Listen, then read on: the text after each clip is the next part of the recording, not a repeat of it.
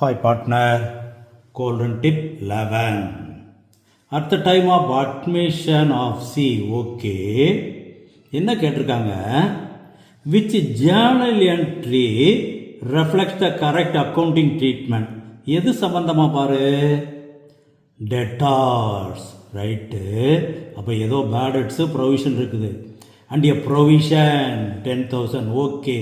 அப்போ 1,20,000 debtors 10,000 provision for doubtful debts. Okay. As per terms admission, assets were revalued. அது உண்டு. It was found that debtors 5,000 had turned bad. அப்போ 5,000 bad debts இருக்கு. Bad debts இருந்தாலே bad debts account debtor to debtors account.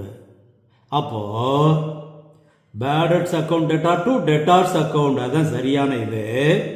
அதே நேரத்தில் provision for doubtful debts இருக்கிறதுனால இந்த bad debts provision for doubtful debtsக்கு ட்ரான்ஸ்ஃபர் கொடுக்கணும்.